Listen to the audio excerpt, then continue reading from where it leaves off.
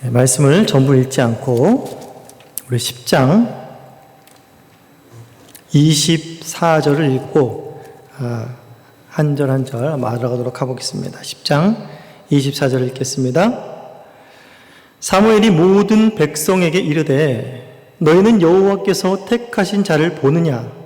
모든 백성 중에 짝할 리가 없느니라 하니 모든 백성이 왕의 만세를 외쳐 부르니라. 하나님의 말씀입니다. 하나님께 감사합니다. 네, 우리는 사무엘서를 살펴보면서 사무엘서 8장에서 백성들이 왕을 요구했습니다. 왕을 요구하자 이 왕을 요구함에 있어서 사무엘도 하나님도 전혀 기뻐하지 않으셨고 싫어하시는 일이었습니다. 그 이유는 우리가 이미 살펴봤듯이 그것은 바로 세상 왕을 원하는 것이었고 하나님인 자신을 버리고 하나님이 왕이 되지 못하게 하려 함이라 라고 말했습니다. 이들은 눈에 보이는 모든 나라들과 같은 왕의 제도들을 요구한 것이었습니다.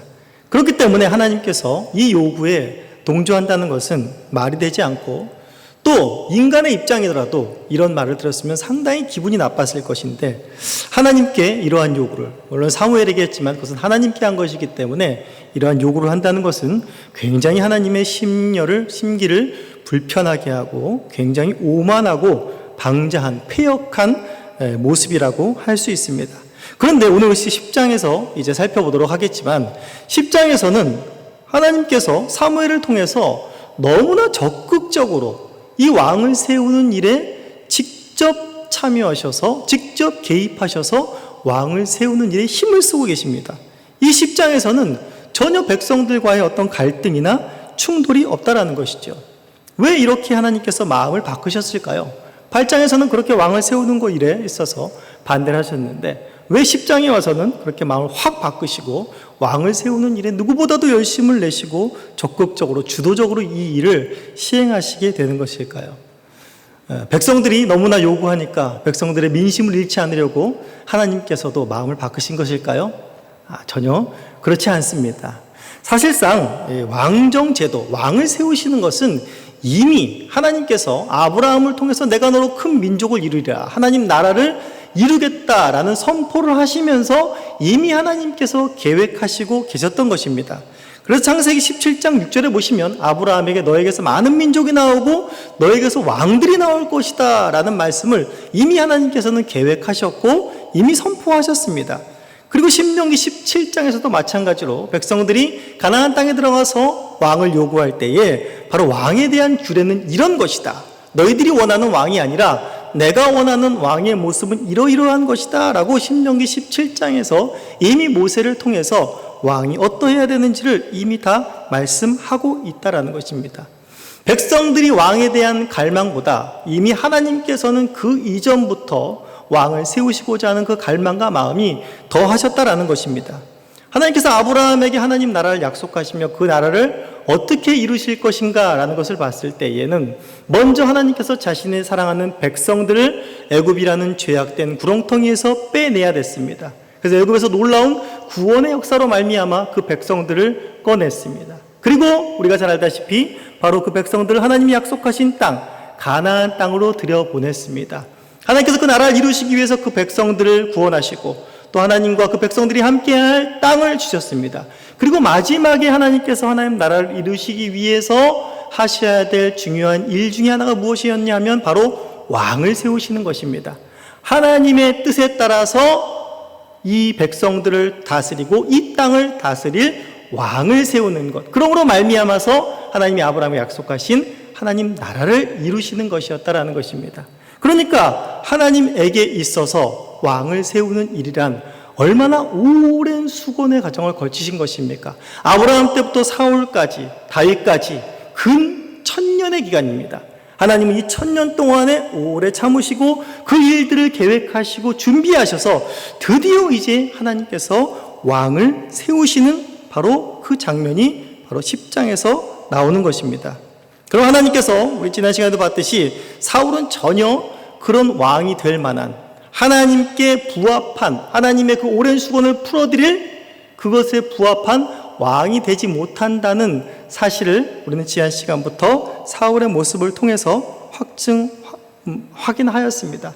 사울이 뭐 특별하다고 볼 수 있는 것은 오늘 본문에서 확인이 되겠지만은 그가 키가 크다는 것입니다. 모든 백성보다 머리 하나가 더 있고 또한 인물이 출중하다는 것, 그것 외에는 그가 왕이 될 만한 자질이 없었습니다.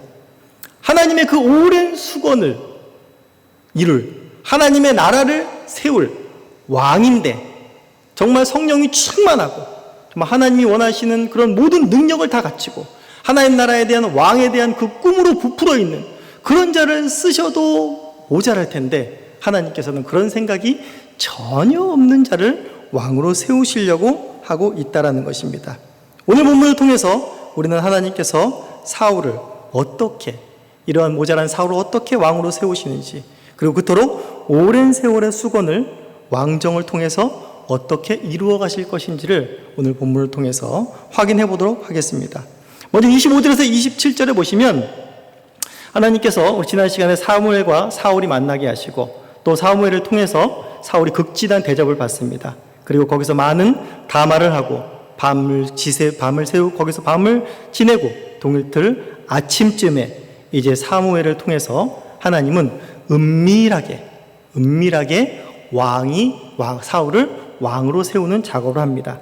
그러면서 27절에 보시면 성 끝에 이름에 사무엘이 사울에게 이르되 사환에게 우리를 앞서게 하라 하니라. 사환이 앞서감으로 또 이르되 너는 잠깐 서 있으라 내가 하나님의 말씀을 내게 들려주리라 하더라 라고 하면서 사환을 먼저 앞서 보내고 이제 사무엘과 사울만 남아서 사무엘이 사울에게 하나님의 말씀을 은밀하게 전한다 라고 하면서 은밀한 이제 하나님과 사무엘과 사울만이 아는 왕을 세우는 이런 즉위식이, 은밀한 즉위식이 이루어지게 됩니다.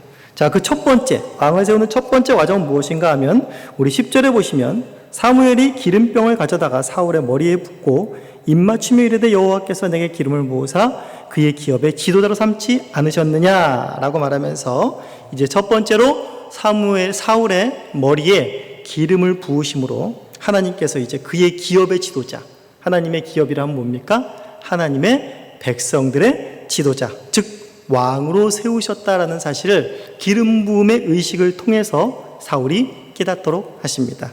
자, 기름 부음 받았다는 것은 우리가 잘 알고 있지만 구약 시대 때부터 하나님이 세우신 대표적인 삶즉 제사장, 선지자, 왕에게 행하는 의식이었습니다. 즉 사울에게 기름을 부었다라는 것은 무엇입니까? 하나님께서 이 사람을 택하였고 이 사람을 왕으로 부르셨고 왕에 대한 권위를 이 사람에게 부여하셨다라는 것입니다. 즉 사울은 이전에 그냥 평범한 사람으로 살던 때와는 완전히 다른 사람, 그리고 완전히 다른 하나님과의 특별한 관계로 맺어졌다라는 것을 바로 이 기름 부음을 통해서 말해주고 있는 것입니다. 다윗은 이 특별한 관계를, 사울도 마찬가지지만 다윗도 이 특별한 관계를 잘 이해하고 있었던 사람입니다. 다윗은 사무엘상 24장 6절, 9절, 11절에 보면 우리가 잘 알고 있듯이 사울이 이제 또 악신이 들리고 자기의 충성스러운 부하인 다윗을 죽이려고 합니다. 그런데 다윗은 사울을 죽일 기회가 몇 번이나 있었습니다. 그럼에도 불구하고 다윗은 절대로 자신의 손이나 부하들의 손을 빌어서 사울을 범하는 일을 절대로 범하고 금지하였습니다. 다윗이 무엇을 그러냐면 여호와의 기름 부음 받은 내 주를 치는 것은 여호와께서 금하는 것이니 그는 여호와의 기름 부음을 받은 자가 됨이니라 하고 다윗이 말로 자기 사람들을 금하여 사울을 해하지 못하게 하니라 라고 말하고 있습니다.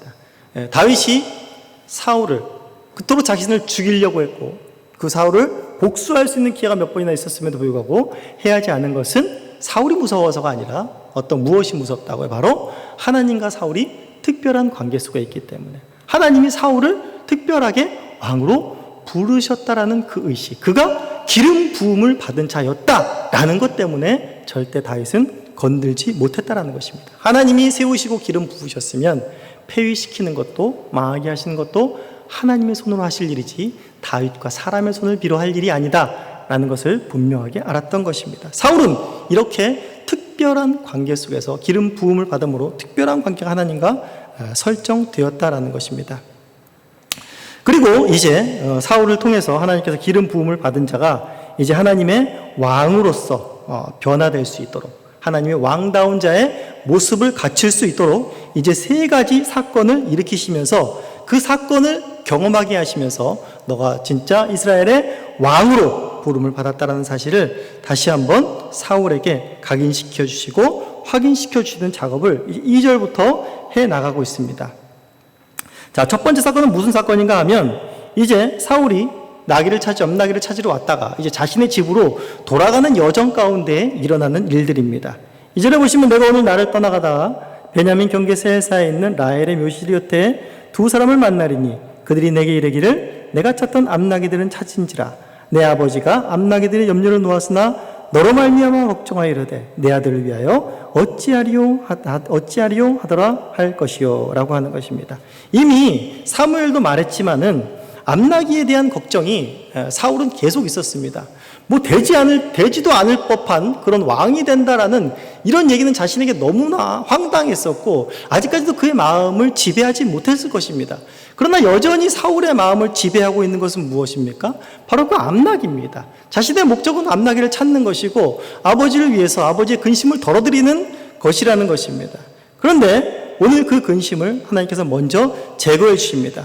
그래서 거기서 라헬의 묘실에 가는 가는 도중에 만난 그 두 사람을 통하여서 암나귀는 이미 찾은 바 됐다라고 하면서 다시 한번 확증해 주면서 거기에 대한 자신이 갖고 있던 하나님의 시각을 보지 못했던 자신이 갖고 있던 인간적인 생각들을 모두 다 이제 내려놓고 안심하게 되고 이제 눈을 들어서 바로 하나님께서 원하시는, 하나님께서 자신을 향하시는 그 뜻을 바라볼 수 있게끔 어떠면서 길을 열어주시는 거죠. 사울 앞에 어떤 바위와 같은 것들을 하나님께서 치워주시면서 이제 하나님이 원하시는 것, 하나님이 너에게 요구하는 것들을 보게 하시는 길을 열어주시는 것입니다. 영적인 곳에 관심을 가질 수 있도록 해주시는 것이죠.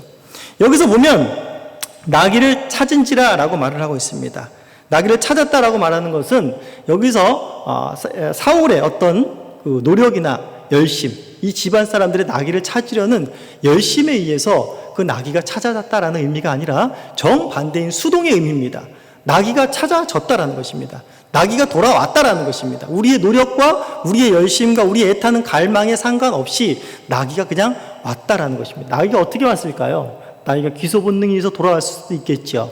그러나 분명히 하나님께서 역사하신 것입니다. 하나님께서 그 나귀를 이끄셔서 바로 사울의 모든 그를 영적인 것을 바라보지 못하게 하는 모든 세상 근심들을 내려놓게 하신 것을 바로 이 첫 번째 사건을 통해서 너는 확인할 수 있을 것이다 라고 말하는 것입니다. 그리고 두 번째 징조는 3절에 가시면 더 가서 이제 다볼 상수리 나무 아래 이르면 거기서 하나님을 배우려고 이제 하나님께 예배하려고 베델로 올라가는 세 사람을 만날 것이라 말합니다. 그 사람들에게는 한 사람은 염소 새끼 셋을 갖고 있고 또 한 사람은 떡 세 덩이를 가졌고 한 사람은 포도주 한 가죽 부대를 가진 자입니다. 근데 그들이 이제 사울과 만나서 내게 문안하고 떡 두 덩이를 주겠고 너는 그 손에서 바로 그 떡을 받을 것이다 라고 이야기를 하고 있는 것입니다. 여기 베델이라는 것은 또 상징적인 것은 일찍이 아브라함과 야곱이 제단을 쌓으며 하나님을 예배했던 곳이고 사사기에서도 20장 18절이나 26절에서 보듯이 사사시대에서도 이스라엘 백성들이 올라가서 계속해서 하나님을 예배했던 곳입니다. 그렇기 때문에 여기서 나온 하나님 배우려고 온 사람들 역시 마찬가지로 하나님을 예배하러 온 사람들입니다. 그리고 이들이 가졌던 것들 바로 염소와 떡과 포도주는 민수기 15장 5절 6절에 나와 있듯이 바로 하나님께 드리는 예물인 것입니다. 그런데 그 중에 떡을 바로 사울에게 주었다라고 하는 것은 물론 시장기가 있는 행인에게 베푸는 것일 수도 있지만 바로 하나님께 드릴 왕께 드릴 예물을 바로 사울에게 나눠줬다라고 하는 것은 무엇입니까? 바로 사울이 왕 같은 그런 대접을 받는 것을 다시 한번 확인시켜 줍니다. 9장에서도 어땠습니까? 9장에서도 사무엘의 집에 가서 사무엘에게 정말 자신은 감당할 수 없는 그런 극진한 대접을 받으면서 자신이 하나님 앞으로 부름받은 하나님께 택함받은 그런 존귀한 자가 되었다라는 것을 확인시켜 주고 있습니다. 이와 같이 하나님께서는 사울을 왕으로 세우기 위해서 왕이 받을 수 있는 그런 대우를 첫 번째, 두 번째 사건을 통해서 외부로부터 받게 하셨고 그것을 확인시켜 주신다라고 말하고 있습니다. 그런데 세 번째 사건은 좀 더 중요합니다. 세 번째 사건은 이제 외부로부터 왔다면 사울 안에 있는 내면에서부터 사울이 왕이 되었다라는 것을 이제 깨닫게 하기 위한 좀 더 정밀하고 영적인 작업들을 하나님께서 하고 계십니다. 이 첫 번째, 두 번째 이 사건은 9절에 보시면 하나님께서 후하번절에 보시면 하나님이 새 마음을 주셨고 그날의 그 징조도 다 응했다라고 말합니다. 그러니까 첫 번째, 두 번째 사건은 그냥 이렇게 될 것이다라고 하고 그것이 응했다라고 해서 끝냅니다. 그러나 세 번째 말할 이 사건은 더 추가하여서 그 사건이 어떻게 이루어지는지에 대해서 자세히 말하고 있습니다. 그렇다면 뭘까요? 여기서 사울을 왕으로 세우시는 하나님의 중요한 의미, 핵심적인 의미가 이 바로 세 번째 사건 가운데 있다는 것을 우리는 능히 짐작할 수가 있습니다. 자, 그럼 세 번째 사건은 어떤 사건입니까? 바로 그 후에 이제 또 더 나아가서 내가 하나님의 산에 이를 것이다 하면서 그곳은 블레셋 사람들의 영문이 있다라고 말하면서 그가 그 성으로 들어갈 때 선지자 무리를 만나는데 그 선지자 무리는 산당에서부터 비파와 소고와 저와 수금을 앞세우고 예언하며 내려오는 것을 만날 것이다. 근데 그들을 만나서 내게 여호와의 영이 크게 임하고 너도 그들과 함께 예언을 하여 변하여 새 사람이 될 것이다 라고 이야기를 하고 있는 것입니다. 여기서 잠깐 살펴봐야 될 건 뭐냐면 여호와의 산이라는 말입니다. 여기서 산이라는 말은 기브아라는 것을 뜻합니다. 기브아는 바로 사울의 고향이기도 합니다. 지금 이제 마지막 종착지 사울의 집이 있는 기브아까지 도착하면 이런 일이 일어날 것이다 라고 하는데 원래는 이 하나님의 산이라고 쓰지 말아야 되고 원래대로 한다면 사울의 기브아에 이르니 라고 말을 해야 됩니다. 그런데 여기서 의도적으로 하나님의 산이라고 표현을 했다라는 것입니다. 왜냐하면 바로 사울이 사는 그 기브아에는 하나님께 예배드리는 우리가 읽었다시피 산당이 있습니다. 예언자의 무리들이 있었던 또 그것에 예배했었던 하나님의 임재가 있었던 하나님께 예배하는 그런 산당이 있었던 것입니다. 그렇기 때문에 사울의 기브아라는 어떤 지역적인 명칭보다는 여기서 의미하는 그 지역이 갖고 있는 영적인 의미를 더 부각시키기 위해서 바로 하나님의 산이다라는 표현을 쓴 것이죠. 그러니까 사울의 기브아는 바로 하나님을 예배하는 곳이 있다. 사울의 기브아는 별 볼품이 없지만 사울의 고향은 별 볼품이 없지만 그곳에 무엇이 있다라는 것입니까? 하나님의 산, 하나님을 예배하는 곳이 있다라는 것이 포인트입니다. 과연 이곳에서 선지자 무리들을 만나고 이곳에서 사울은 놀라운 경험을 하게 됩니다. 이곳에서 우리 아까 읽어봤듯이 선지자 무리들을 만나서 선지자 무리들과 함께 그도 예언도 하고 거기서 크게 하나님의 영이 임해서 새 사람으로 변화가 된다는 것입니다. 이러한 영적인 변화는 단순히 사울이 하나님의 은혜가 이런 놀라운 것이구나 라는 것만을 경험하는 것이 아니라 바로 그의 사명을 깨닫게 하는 것이기 때문에 이 세 번째 사건이 너무 중요합니다. 그의 사명을 깨닫게 하는 것에 대한 힌트가 무엇인가 하면 바로 그곳에 하나님의 산이 있는 그곳에 뭐가 있다고 우리 아까 5절에서도 말했죠. 블레셋 사람들의 영문이 있다라고 말하고 있습니다. 블레셋 사람들의 영문이라는 것은 무엇인가 하면 블레셋의 수비대, 블레셋의 군사 주둔지가 있다라는 이 말입니다. 대조가 되죠. 하나님을 예배하는 그곳에 또한 블레셋의 주둔지, 블레셋의 강력한 수비대들이 그곳에서 이스라엘을 감시하고 또 그들을 대적하고 그런 무리들이 함께 있다라고 말을 하고 있는 것입니다. 즉 하나님께서 바로 이 하나님의 산에서 바로 사울에게 하나님의 크신 영이 크게 감동하게 하고 바로 예언도 하게 하고 새 사람으로 변하게 하는 그것은 무엇인가 하면 바로 하나님의 산에서 사울은 왕이 되어서 바로 이 이스라엘을 괴롭히고 못살게 구는 그 대적들을 멸할 사명을 갖고 있다라는 것을 보여주기 위해서 확인시켜주기 위해서 바로 이곳에서 그런 놀라운 체험을 하게 하는 것입니다. 바로 우리가 9장 16절 17절에서 이미 확인한 바입니다. 하나님이 왕으로 너를 세우신 것은 블레셋으로부터 하나님의 백성을 구원하고 백성들을 다스리게 하기 위함이라 라고 이미 사무엘을 통해서 말씀하셨습니다. 우리 이와 같은 비슷한 일들을 사사기에서도 계속 봐왔죠. 사사기에서 하나님께서 이방의 압제로부터 사사들을 들어서 그들을 이스라엘 백성들을 구원할 때 어떻게 했습니까? 바로 사사들에게 또 삼손 같은 사람들에게 하나님의 영이 크게 임하죠. 그러므로 말미암아서 어떻게 됐습니까? 바로 그 블레셋과 또 이방 모압과 또 이 미디안과 그런 이방 족속들을 치고 이스라엘을 구원하는 역사를 보게 됩니다. 여기서도 마찬가지입니다. 여호와의 영이 크게 임한 것은 바로 그냥 그에게 어떤 카타르시적인 신비적인 경험, 황홀경에 그냥 빠지게 하는 것이 아니라 바로 블레셋의 군대를 이길 수 있는 왕적 특권과 능력을 너에게 내가 부여한다 라고 말하는 것입니다. 그러면서 7절에 보시면 이러한 징조가 너한테 임하면 내게 너는 기회를 따라 행하라 라고 말하고 있습니다. 기회를 따라 행하라는 것은 무엇인가 하면 바로 너의 사명을 따라 행하라 라는 이 말입니다. 블레셋에 있어서 또 이방에 있어서 이스라엘을 압제하고 고통스럽게 하는 것들을 물리치는 일에 있어서 주저하지 말아라 라고 말하는 것입니다. 왜요? 바로 뒤에 보시면 하나님이 너와 함께 하시느니라 라고 말하는 것입니다.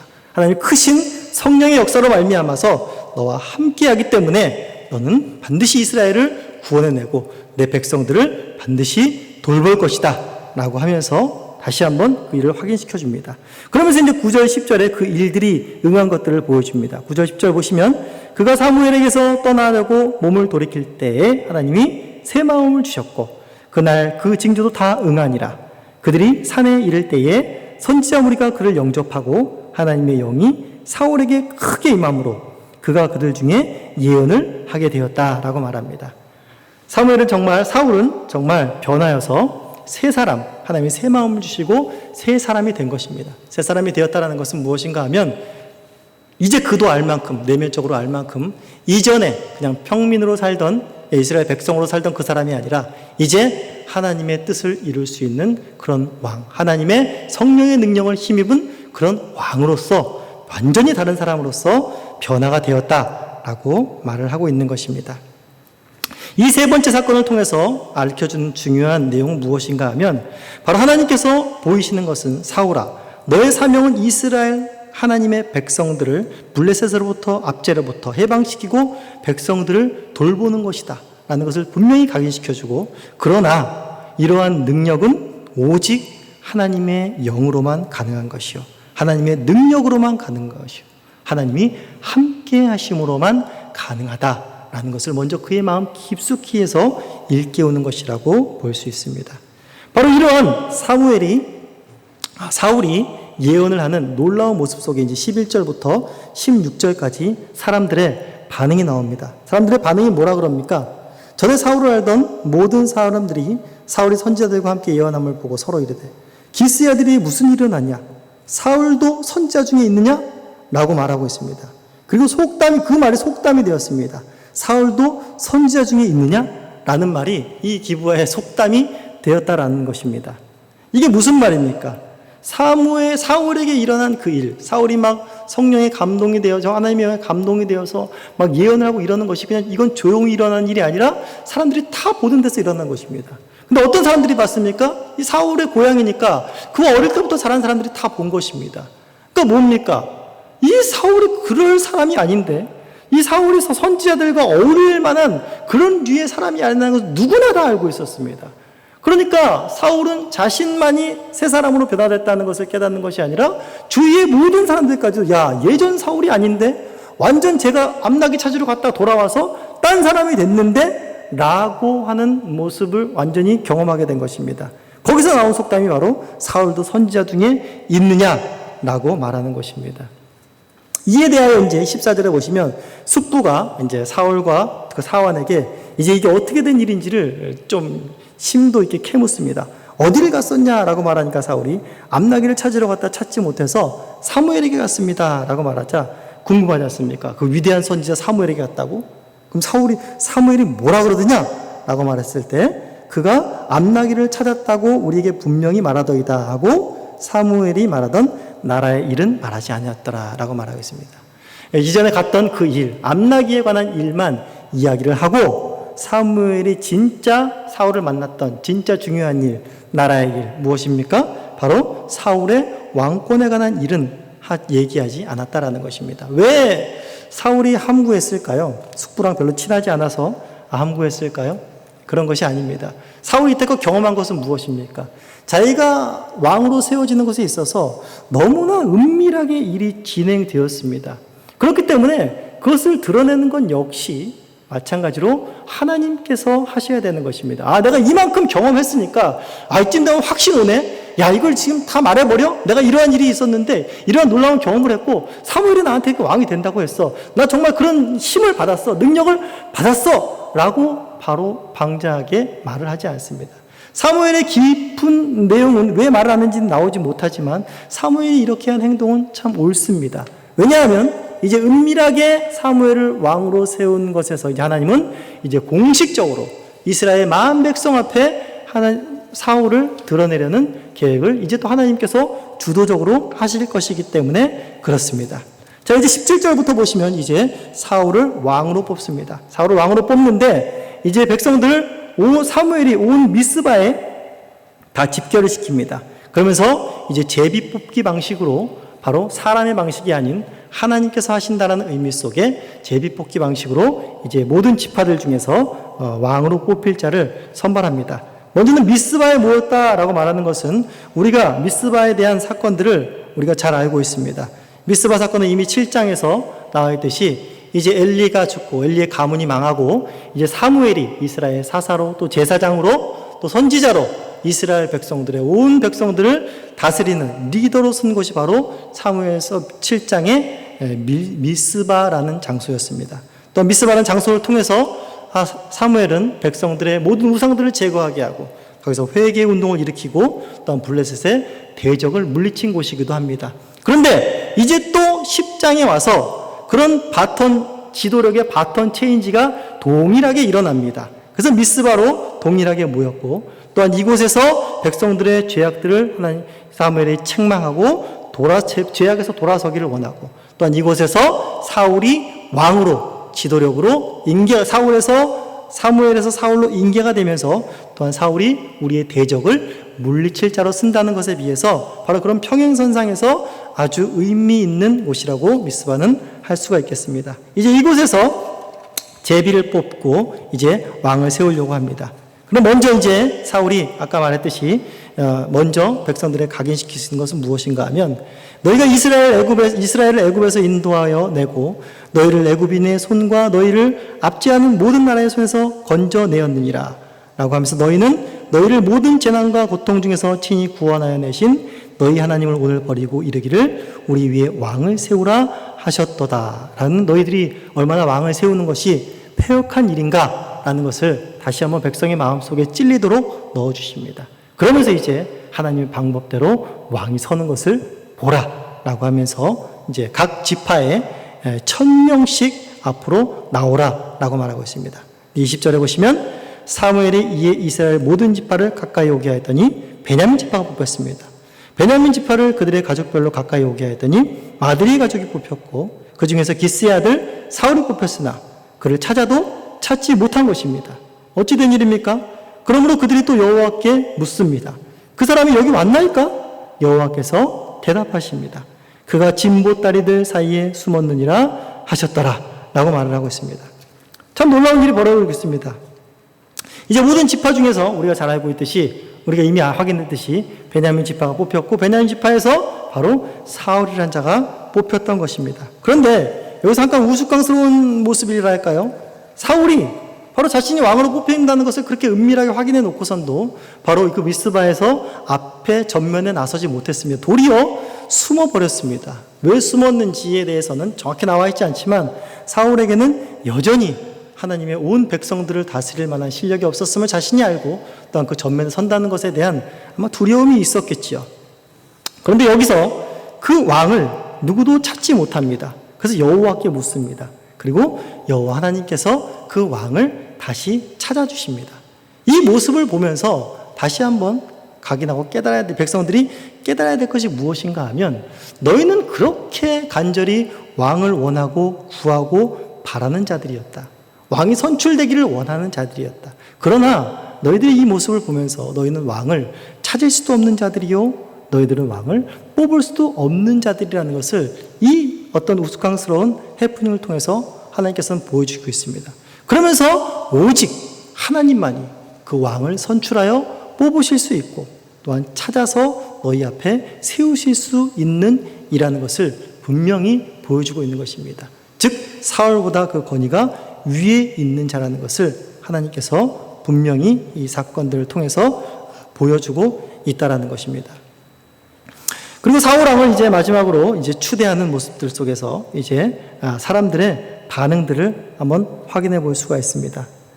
이제 22절 보시면 23절 보시면 그들이 달려가서 거기서 그를 데려오매 그가 백성 중에 서니 다른 사람의 어깨 위만큼 컸더라. 사무엘이 모든 백성에 이르되 너희는 여호와께서 택하신 자를 보느냐? 모든 백성 중에 짝할 이가 없느니라 하니 모든 백성이 왕의 만세를 외쳐 부르니라 라고 말했습니다. 그리고 25절에 보시면 사무엘이 나라의 제도를 백성에게 말하고 책에 기록하여 여호와 앞에 두고 모든 백성을 각기 집으로 보내매 사울도 기브와 자기 집으로 갈 때에 마음에 하나님께 감동된 유력한 자들과 함께 갔느니라. 어떤 불량배는 이르되 이 사람이 어떻게 우리를 구원하겠느냐 하고 멸시하며 예물을 바치지 아니하였으나 그는 잠잠하였더라 라고 말하면서 이렇게 왕이 된 것을 백성들 거의가 다 환영하고 만세를 불렀습니다. 그리고 나서 25절에 마무리하는 것을 우리가 다시 한번 확인해 보아야 할 것입니다. 사무엘이 나라의 제도를 왕에 대한 그 제도를 백성들에게 말하고 책에 잘 기록하여서 여호와 앞에 두었다라고 말하고 있습니다. 백성의 공식적인 왕의 즉위 속에서 마무리가 어떻게 되는 것인가 하면 어떤 사울의 어떤 이런 아파서 나와서의 왕으로서의 연설이 아니라 바로 하나님 나라의 제도, 하나님께서 이 왕을 통해서 무엇을 원하시는가라는 하나님의 말씀을 선포하는 것이 그 사울이 왕 세워진 것보다 위에 있다라는 것을 말해주고 있습니다. 여기서 본문 속에서 하나님께서 왕을 세우시는 것 중에 가장 계속해서 주목해야 될 것이 무엇인가 하면 사울이 초대 왕으로 세워지면서 계속 사무엘이라는 선지자가 따라갑니다. 다윗도 마찬가지고 그 뒤에 모든 왕정의 역사들의 특징을 보면 선지자들이 항상 따라붙습니다. 물론 이전에도 왕이 있었지만은 왕정 시대가 되면서 선지자들의 활동은 더욱더 두드러지고 선지자들이 더욱더 나라가 위험할 때는 대거 출몰하면서 그래서 그야말로 선지자의 시대라 해도 과언이 아닙니다. 선지자는 어떤 역할을 했습니까? 왕이 하나님의 말씀을 떠나거나 백성들이 패역할 때에 다시 하나님의 말씀을 가리켜서 하나님께로 돌아오게 하고 하나님의 왕권을 다시금 인정하게 하고 하나님 앞에 겸허하게 만드는 것이 바로 선지자들의 역할이었다라는 것입니다. 우리 아까도 봤듯이 8절에서 보듯이 사무엘이 사울에게 지시를 합니다. 8절 하반절에 보시면 내가 내게 가서 내게 행할 것을 가르칠 때까지 7일 동안 기다리라 라고 말하고 있습니다. 왕이 될 사람인데 이제 좀 직위가 올라갔는데 내가 너를 가르친다라고 말하고 있습니다. 그리고 왕이 된 다음에도 계속적으로 이런 입장에 있습니다. 사무엘이 계속적으로 사울을 가르칩니다. 이것은 사무엘과 어떤 선지자와 왕에 대한 어떤 이런 자리 위아래의 다툼, 신경전이 아니라 바로 하나님께서 왕을 세우시면 왕을 세우신 목적이라는 것입니다. 인간 왕은 절대로 하나님의 말씀의 권위 위에 있을 수 없다라는 것입니다. 하나님이 다스리는 하나님의 나라, 이스라엘 백성들은 반드시 하나님의 최종적인 가장 높은 왕권의 권위 하나님의 말씀 앞에 모두가 순종하고 모두가 하나님을 왕임을 인정해야 된다는 것입니다. 그것이 먼저 누구로부터 이어져야 됩니까? 인간 왕인 사울에게부터 이어져야 되고 이스라엘의 모든 왕들은 그것을 명심해야 된다는 것을 바로 오늘 본문 10장 속에서 이야기해 주고 있는 것입니다. 이러한 것들을 오늘 세 번째 사건까지 통해서 또한 공식적으로 사울을 왕으로 세우시면서 하나님께서 이스라엘 백성들을 확인시켜 주셨습니다. 결국 하나님께서 이스라엘 백성들에게 왕을 세우신 그 진정한 이유와 목적은 무엇입니까? 새 왕이 섰으니 이제 내가 새 왕에게 능력도 줬으니 한번 너희들을 한번 새 왕 따라서 한번 잘 먹고 잘 살아봐라, 다른 나라보다 더 강해져 봐라 라고 하는 것이 아니라 바로 사울처럼 미약한 자도 내가 세웠고 왕은 여전히 나다. 왕은 나 외에 어떤 왕도 있을 수 없다. 왕은 자신의 생각과 통치력으로 통치하는 것이 아니라 나의 명령을 받들어서 하나님의 말씀에 순복함으로 바로 이 나라를 통치하는 것이다. 그러므로 나는 여전히 사울을 세웠지만 어떻다고요? 내가 여전히 너희의 왕이다 라는 것을 말해주고 있다는 것입니다. 오늘 10장에 초대왕 사울이 세워지는 것을 우리가 보면서 한 가지 생각해 볼 것은 무엇인가 하면, 일반적으로 왕이라 하면, 대통령이라 하면 어떤 정치적인 포부나 스타일, 방향성이 있어야 됩니다. 대통령이 되게 좀 막 여러 가지 공약들이 있지 않습니까? 이런 것 하겠습니다. 막 백성들을 홀릴 만한 그런 것들이 있고 그것이 돼야 되겠다는 포부가 굉장합니다. 그러나 사울은 어떻습니까? 전혀 그런 것이 없습니다. 오히려 그것을 회피하려고 하는 자였다라는 것입니다. 그런데 하나님께서 10장을 통해서 너무나 적극적으로 사울을 변화시키시면서까지, 놀라운 일들을 체험하시면서까지 하나님께서 사울을 왕으로 세우셨습니다. 하나님께서 이렇게 적극적으로 사울을 세우시면서 사울이 이스라엘을 잘 통치하여 하나님이 원하시는 하나님의 나라를 이룰 수 있을 거야. 사울 이 정도 했으면 잘하겠지? 라는 그런 마음으로 세우신 것이 아닙니다. 다시 말하지만 어떤 누구도 바로 내가 이스라엘의 왕이 되는 것을 대처할 수 없다. 나만이 너희의 왕이다. 나만이 너희의 신뢰할 자다. 라는 것을 보여주는 것입니다. 이스라엘의 왕정의 역사는 끊임없이 하나님이 왕이시라는 사실 앞에, 그의 말씀 앞에, 또한 선지자들의 경고 앞에 순복하지 못했습니다. 그리고 백성들도 왕들도 다 열방과 같이 행함으로 우리는 구약의 왕정의 역사가 멸망의 역사로 끝나버린다라는 것을 알고 있습니다. 그런데 하나님께서는 그러한 백성들이 지겨워 이제 떠날 법도 한데 하나님께서는 그들의 왕이 되기를 결코 포기하지 않으십니다. 끝내는 신약에 와서 인간이 되어 이 땅에 오신 독생자 예수 그리스도를 이 땅에 인간으로 보내셔서 왕으로 세우십니다. 바로 이스라엘을 구원해내시고 그의 백성을 돌보실 진정한 영원한 만왕의 왕이신 예수 그리스도를 이 땅 가운데 왕으로 보내십니다. 그런데 예수 그리스도를 보내는 그 왕으로 맞는 신약시대의 백성들은 어땠습니까? 어떻게 보면 구약보다 더 심합니다. 구약 때는 다른 인간 왕을 주십시오 라고 이야기를 했지만, 여기서는 예수 그리스도 하나님의 아들이 왕이 되셨는데 왕에게 우리 스타일로 좀 정치를 해라, 우리가 바라는 대로 좀 왕이 되어라 라고 말하는 것입니다. 어떻게 보면 하나님 앞에 하나님 이때껏 우리를 다스리던 그 방법 좀 바꾸시고 저 이방 왕들도 좀 보십시오, 좀 벤치마킹 좀 하십시오. 우리가 부러워하고 있지 않습니까? 보이지 않는 하나님께서 좀 이방 왕들처럼 저렇게 좀 화끈하게 좀 하시고 눈에 보이는 좀 강력함도 보이시고 그래야 우리가 흔들리지 않을 거 아닙니까? 라는 어떤 이러한 모습인 것입니다. 하나님 보고 통치 스타일을 바꿔달라, 우리가 원하는 왕이 되어달라 라는 모습들을 예수 그리스도를 통해서 신약 성경 가운데에 계속 보여주고 있는 것입니다. 그런데 그 왕께서는 어떻게 하십니까? 결코 거기에 동조하여 변화될 마음은 없으십니다. 그 왕은 그러한 대우를 받으시면서도 끝까지 패역한 이스라엘의 하나님의 백성들의 왕이 되셨습니다. 어떻게 왕이 되셨습니까? 바로 그들이 준비한 십자가에 못 박히심으로, 처절한 죽음으로 말미암아 그들을 대신하여 죽으시는 왕, 대속의 제물이 되신 왕, 또한 그들을 의로 살게 하시려고 부활하신 왕으로서 끝까지 그 백성들의 왕임을 하나님께서 포기하지 않으셨다는 것을 구약 신약 성경 가운데서 계속해서 보여주고 있습니다. 오늘날도 우리는 생각할 수 있습니다. 이스라엘 백성들이 사무엘은 늙었고 그의 아들들도 패역하니 자신들을 누가 안정적으로 다스릴꼬라고 하면서 불안한 시국 가운데 요구한 것이 왕인 것처럼, 지금 세상 역시 코로나로 인해서 대통령과 정계에 대한 불신과 불만들로 인해서 사람들은 더욱더 민심이 불안해져가고 다른 왕을 요구하고 있습니다. 교계 역시 마찬가지로 더 선하고 청렴결백한 목회자를 요구하면서 이 불안한 한국 교회의 현실을 다시 한번 부흥케 할 그런 것들을 꾀하며 많이 불안해하고 한국 교회가 어찌 될꼬라고 하는 고민이 많습니다. 그러나 이 세상의 모든 위협과 대적, 질병, 죽음에서 구원할 리더는 아무도 없습니다. 그러면서 사람들은 끊임없이 인간왕을 요구할 것이고 그 인간왕을 통해서 안정과 평안을 가지려 할 것입니다. 그러나 신자는 바로 이러한 헛된 갈망에서 벗어난 자들입니다. 하나님은 단 한 번도 우리의 왕이 되시기를 포기한 적이 없으시기 때문입니다. 영원 전부터 지금까지 주님 다시 오실 그날까지 하나님의 나라는 영원하고 그의 우리를 향한 다스리심은 영원 무궁하기 때문입니다. 지금도 세상 어디를 가도 코로나로 인해서 불안한 이 시국에 우리는 왕이신 하나님 앞에 예배하러 모였습니다. 그렇다면 우리는 그 하나님의 다스리심을, 보호하심을 받고 있는 것입니다. 그럼에도 이 모든 불안한 세상 가운데 예배하는 이 자리는 가장 안전하고 평안한 자리라는 것을 저 여러분들이 모두 이 예배의 시간을 통하여 체험하시고 그것을 증거하시는 복된 인생 되시기를 간절히 소원합니다.